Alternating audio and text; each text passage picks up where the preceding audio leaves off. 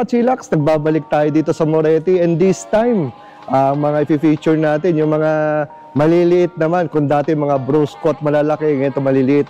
At ito, andito naman ang aking partner, si Sir Neil. Hello mga ka-chillax, magandang hapon po sa inyo lahat. Welcome back dito sa ka-chillax channel ni Boss Well Esquila. Yan, so anong feature natin yung e-car for today?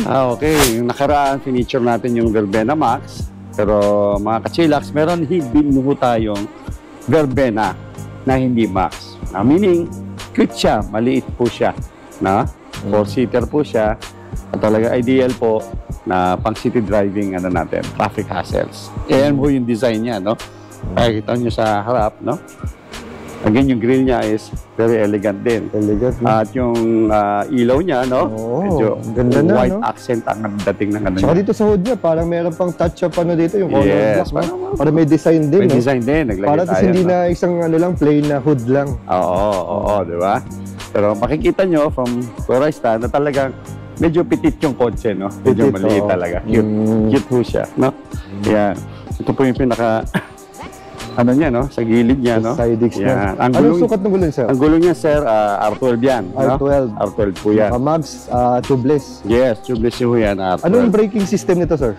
Ito, sir, yung harap niya, mga ka-chillax, tsaka yung likod niya, lahat po yan, disc brake. Disc brake. Naka-disc brake yung kuya, yung harap and likod. At ito po, mga ka-chillax, ay rear-wheel drive. Rear-wheel drive. So, ang power nang gagaling sa likuran niya. No? Yan. Titingnan niya dito, ito naman po yung likuran. Yun. No? Ganda ng likod. Mini Jeep. Ito po ay tinatawag na mini Jeep. Why? Kasi yung reserve tire niya, naka-mount dito sa likod. No? Parang mini SUV. Ang ano niya, no? Ang datingan niya. No? At gustong-gusto ko rin yung accent ng taillight niya, no? Yes, so at may takip din yung spare tire niya dito. Spare tire niya, may takip din. Para attach up design and class. Sige, sir, buksan natin itong likod. Baka makalimutan naman natin. Wala, sir, yung natin, likod, no? Tama. Ito ba, sir, natitiklop? Natitiklop yan, ka-chillax. Pero meron pa rin siyang meron pa siya konting twisted. Understandable naman kasi mini jeep talaga Mini to. jeep lang to, no? Pwede ho, itambol yan. Ayun, pwede. Ano lang ho, kung bagahe lang ang grocery and everything, dalawa lang kayo, isa ka lang, you can do this, type of, arrangement, no? Tama. Ano mo lang ganyan. Basta, isasara mo lang ganyan. Yan. Ang cute, no? Ang cute niya. Mga ka-chillax, nandito naman yung charging port niya. Yan. Ito, as usual, may kasama naman, lahat naman ng natin, EVs, may kasama charger, no? So, yung mga kasama charger niya, sir, compatible naman sa mga Shell station sa SM. Mostly sa bahay talaga ginagamit. Mostly sa bahay, Sa bahay talaga, no? Bago kaya alis, no? Kasi ito naman sa sakyan na to, ka-chillax well, hindi na, ito ay, what do you call this, is slow speed ang tawag namin dito. No? Ang maximum speed nito is 45 to 50 kilometers. So, dito ka lang sa vicinity mo gagamitin. No? Panghatid ng bata, papunta sa simbahan, punta sa palengke, pang grocery, no? Perhaps pupunta ka sa gym, no? Pwede rin. Yung mga malalapitan lang.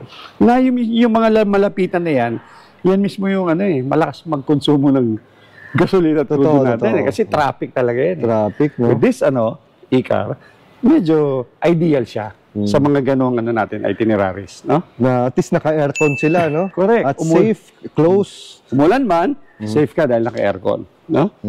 At saka, petit yung design nga, maliit, madaling i-park. Yun, Alam naman natin dito sa atin, isa sa mga pinoproblema natin yung mga ka-chillax, yung parking, di ba? Totoo. With this size, yung medyo compact talaga siya, madali nating park. Yan. Sige, sir, sa loob naman tayo, sir. Yeah. So, yan, sir, ano na makikita natin sa loob? Ano naman to, ka-chillax well, yung mga usual stuff niya, no? Nandito yung battery niya, ready na siya. No? Yung mga basic information na binibigay sa atin, yung kilometer, speed mo, kilometer reading mo, no? Andito naman sa magkabilang dulo, is naka-plastic pa yan, boss. Kasi bagong-bago. Yung aircon duct naman niya. No? Dito naman yung, basic din lang, paano mo i-on yung aircon, Ito naman yung infotainment system niya. At bandang baba ng konti, ito yung paano mo patakbuhin yung sasakyan, Lalagay mo lang sa drive kung aandar ka, at ilalagay mo sa reverse, Pag nalagay mo sa reverse, nakita mo may reverse camera siya. Reverse camera. Nakikita mo yung likod mo, no? Tapos ganun lang siya kadali, mga kachilax. Iikot mo lang, then you are ready to go na. No? Napansin mo, Boswell, no? Maliit siya talaga, compact siya sa labas. Pero ang laki-laki mong tao, no? Pero kita mo yung ano mo, yung legroom natin. Isa, no? Medyo malayo pa nga ako. Malayo pa ako kung tutusin. Kaya, ganyan ang ideal talaga niyan. So mga kachilax, you can see, kami ni Boswell, parehong medyo katangkaran, pero nagkasya kami comfortably dito sa loob, ng sasakyan. Ano? Kaya medyo tricky siya sa labas, no?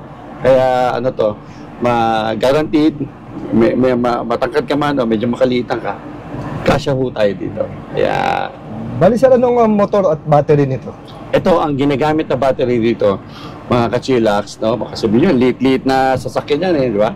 Ito po ay gumagamit ng lithium battery. Lithium battery. Ang lithium battery po natin ay tumatagal po yan, ang lifespan po niyan ay tumatagal ng 7 years. Wow, 7 years. To 8 years.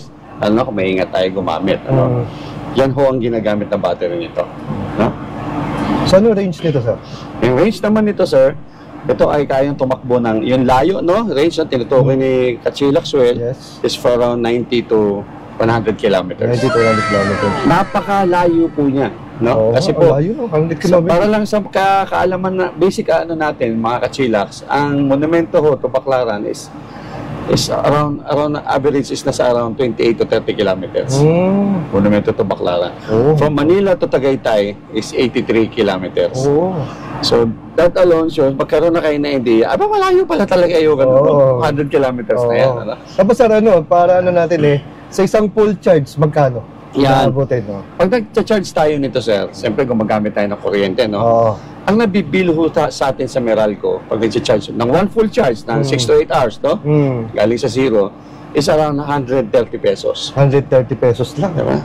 So parang ganun na, sabi na 130 pesos.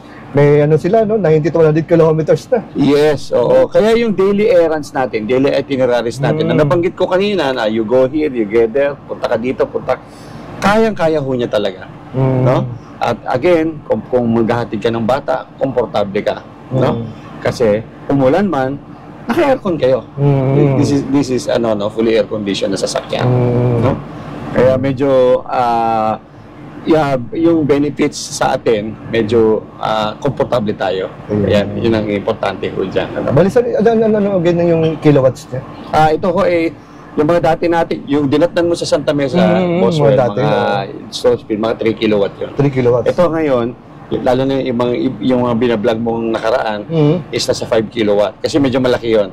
Ito naman, verbena na to, nasa 4 kilowatt. Wow, 4. Talagang pati yung mga lilit, nag-improve na, no? Not only that, noon, yung sa Santa Mesa, bukod sa mababa yung kilowatt noon, ang mga battery noon, Boswell, is lead acid. No? Ito ngayon ay lithium na ang ginagamit. Lithium na ang ginagamit. Improve na rin talaga. Kaya malaki na ho ang improvement talaga. Even yung design, napakalaki na rin ho ng improvement. At isa pang magandang improvement dito, Boswell, is kung paano nyo mabibili ito. Paano ba mabibili nito? Mga Kachilax, no? Yung model na yan na dinedemo ni Boswell, no? Ito pinapakita namin, itong verbena. Ito po ay 614,000. Wow, 614? 614, no? Pero ito po ay available na po sa merkado sa amin via installment po, no? Ang ida-down nyo lang ho dito is nasa around 38,000. 38,000 lang? You can bring this home na, no? Yan. Tapos ang monthly nyo dyan is around 11,500. No? Not bad, no? Not bad na ho. Why? Kasi bukod sa mababa yung down at 11,000 is relatively very low monthly na payment. No? Considering na electric car ka, diba? In other words, mga Kachilax, yung sambo natin kinukuha yung pambayad natin sa monthly. Diba? Sa kinikita ho natin, diba? But with an electric car, ma-maximize ho natin yung pang-monthly natin. Why? Kasi hindi kinakain ng pang-gasolina o pang-maintenance ng kotse yung kinikita natin. Kaya yung 11,000 na yan, talagang na-maximize natin yung kinikita natin. Ano? Whereas kung gas car, siyempre, kailangan mo mag-gas para tumakbo. Diba? Kakainin pa nun yung pinanggagas mo. Tama. Sa isang buwan, diba? Yun po ang kagandahan ng pagkakaroon ng electric car. Sir, pagdating naman sa warranty nito, Ang warranty nito, sir, is 100,000, 3 years, yung body, no? 3 years, 75,000 kilometers. No? Yung battery naman niya is, what do you call this? 100,000 kilometers din, pero 5 taon naman yun. ang warranty niya. No? Sa service naman po, wala kayong problema. Kami po sa Moretti, we offer mga after-sale service and everything. Nice. At yung binabanggit kong 38,000 kanina na down nyo, kasama na ho dyan yung comprehensive insurance nitong sasakyan. Oo, nakakompre na. Siyempre, nakakompre na to. Wow. Hindi nyo nababayaran yun. Pangalawa, kasama po yung rehistro kasi kami po ang magre-rehistro nito. Kasama po yan. At yung nabanggit ko kanina, under warranty pa yung sasakyan. Wow. So, tuloy pa rin ba yung yung pwede magpa-customize ng color? Actually, Boswell, naman yan, tuloy-tuloy yan, Tuloy-tuloy lang. But currently, ito ang mga on-hand color namin dito na ngayon is yung itong purple, at saka yung kung may papan mo ng konti yung camera dun sa labas, makikita mo yung blue, no? Ayan, nasa labas. Itong katabi ng meron, no? Yan, blue. Verbena rin yan, blue. Pero tama ka, Kachilaxwell, no? Pwede naman. Pwede naman kayo magpa-customize. So, magkano idadagdag nila if ever magpa-customize ng color? Wala naman talaga kayo idadagdag. Wala talaga. Kaya lang, kailangan nyo lang kasi mag-aantay lang po tayo kasi these are pre-order kasi pasadya yung kulay. Tama. Ayun. Kailangan lang natin mag-reserve, no? At kung financing yan, kailangan muna natin ayusin yung approval natin sa bangko. Mag-apply muna kayo, no? Ayan. At Kachilaxwell, ko lang, para sa kabatiran ng ating mga Kachilax, napakadali lang po mag-apply ng auto loan sa Moretti. Ang gagawin nyo lang po, mag-fill up lang kayo ng application na pwede kong isend sa inyo via email, Viber, o Messenger. Pipilapan nyo lang po, pabalik nyo sa akin kasama ng 2 valid IDs. From there, ipaprocess na ho namin yung auto loan approval. Kayo na ang mag-process, no? Kami po. Pag lumabas po yung approval natin, siyempre, doon natin i-prepare yung iba nating mga requirements na kailangan. Pero with 2 valid IDs and an application form, pwede na ho natin i-process. Ayan. So, ika nga, very comfort ng ni customer. Yes. Opo. Ayan.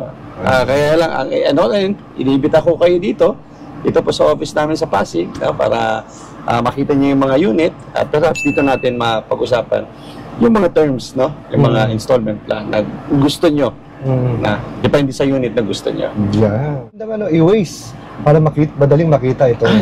Napakadali lang, no? Gaya ng ibang mga vlog mo, boss. I-type nyo lang. Moretti Philippines. Sa Google, no? Lalabas na yung address na yun. Makikita nyo na kami. Dito lang kami sa Pasig, 1 Mercedes Plaza. Ayan. Pero pa sa idadagdag ko lang kasi siyempre yung mga previous bids natin na may mga nanonood pa. So as of now, ito na talaga wala na yung kabila. Yung nakaraan kasi, Kachilaxwell, doon ka pa pupunta sa Santa Mesa, no? Makakapanood pa kasi doon eh. Yes, kasi medyo dumami na yung stock natin, hindi na maka-accommodate yung Santa Mesa office, kaya lumipat tayo dito sa Pasig office. But our Santa Mesa office is still there, pero sa ibang nature naman ng mga produkto namin. At for Moretti electric vehicle, dito po sa 1 Mercedes Plaza sa Pasig. So again, sir, maraming salamat for your time. Ako, salamat, Kachilaxwell. Okay, sir. Mga Kachilax, mabuhay po kayo. Ayan.